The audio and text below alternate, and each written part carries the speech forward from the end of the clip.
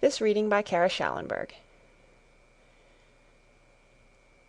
Our Island Story by H.E. Marshall. Chapter 4. How Caligula Conquered Britain, and How Caractacus Refused to be Conquered. After the second coming of Caesar, years passed during which the Romans left the Britons in peace.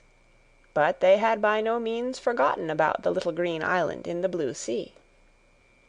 Julius Caesar had been dead many years when a Roman emperor called Caligula said he would go to Britain and thoroughly conquer the island. He did not mean to land and fight in one small part of it as Julius Caesar had done.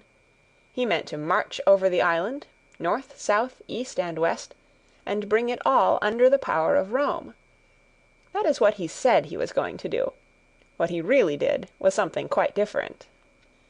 He gathered a great army and marched from Italy right through France till he reached the coast. There news came to him that Guelderius, the king of Britain, had heard of his coming, and had also gathered his soldiers together. Caligula must have been afraid when he heard that the brave Britons were ready to fight him, for this is how he conquered Britain.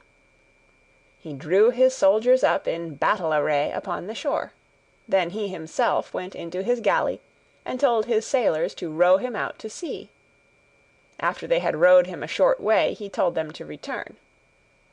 When he had landed again, he climbed into a high seat like a pulpit, which he had built on the sands. Then he sounded a trumpet, and ordered his soldiers to advance, as if to battle.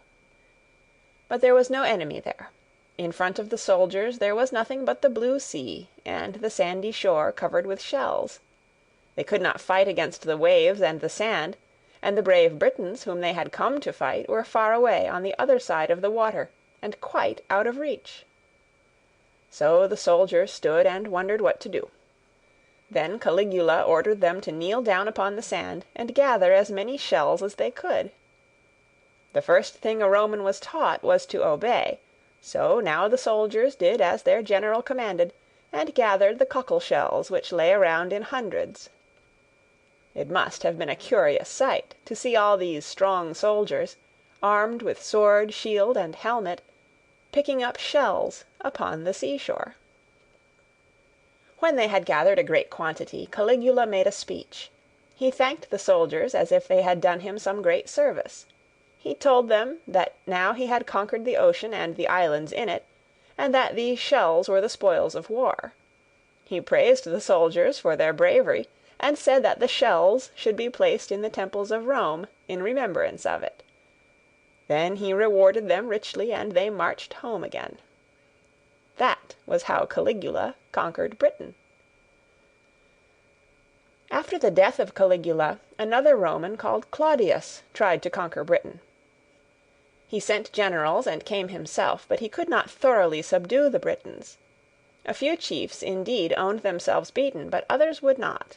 They would rather die than be slaves of Rome, they said. Among those who would not yield was a brave man called Caractacus. A great many of the Britons joined him, and fought under his orders. Caractacus and his men fought well and bravely, but in the end the Romans defeated them.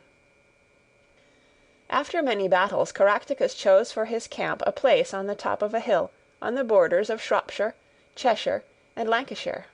There he made a very strong fortress, surrounded by 3 walls and a deep ditch. These walls were so well built that after all these long years they can still be seen quite plainly today. When the Roman soldiers came to the foot of the hill, Caractacus prepared for battle. He called his soldiers together and made a speech to them. "Show yourselves to be men," he said. "Today is either the beginning of liberty or of eternal bondage. Remember how your forefathers fought against Julius Caesar, and fight now for your homes, as they did for theirs." Then all the Britons called out, "We will die for our country." The noise of their shouts was carried by the wind to the camp of the Romans. It sounded to them as if the Britons were rejoicing. The Romans feared Caractacus. They knew how brave he and his men were. They knew that it would be very difficult to take his strong fortress. Yet they felt quite sure of taking it in the end, and they wondered what cause the Britons had for rejoicing. And it happened as the Romans expected. After fierce fighting and great slaughter on both sides, the camp was taken. Caractacus, his wife and daughter, and all his brothers were made prisoner, and led in chains to Rome, and there was great sorrow in Britain. Whenever a Roman emperor returned from battle and victory, he used to have what was called a triumph. Every one in Rome had a holiday. The streets were gay with flowers and green wreaths. The conqueror, dressed in beautiful robes and wearing a crown of bay leaves, rode through the streets. He was followed by his soldiers, servants, and friends. Then came a long train of the captives he had made during the war, with the armor, weapons, jewels, and other riches he had taken from the conquered people. After the war with Britain was over, Claudius had a triumph. The fame of Caractacus had already reached Rome, and when it became known that he had been taken prisoner and would walk in the triumph, there was great excitement.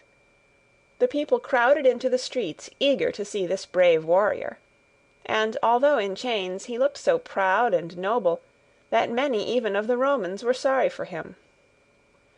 When he was brought before the emperor and empress, Claudius and Agrippina, he did not behave like a slave or a captive, but like the free-born king and Briton he was.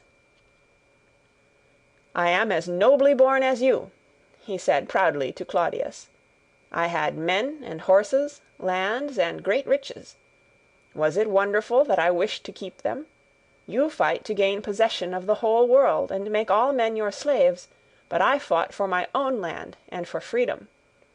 Kill me now and people will think little of you, but if you grant me my life, all men will know that you are not only powerful, but merciful." Instead of being angry, Claudius was pleased with the proud words of Caractacus. He was so pleased that he set him at liberty with his wife and all his family. But whether Caractacus ever returned to his dear country, or whether he died in that far-off land, we do not know. We do not hear anything more about him. End of chapter 4. Read by Kara Schallenberg, www.kray.org, on May 11th, 2006, in Oceanside, California.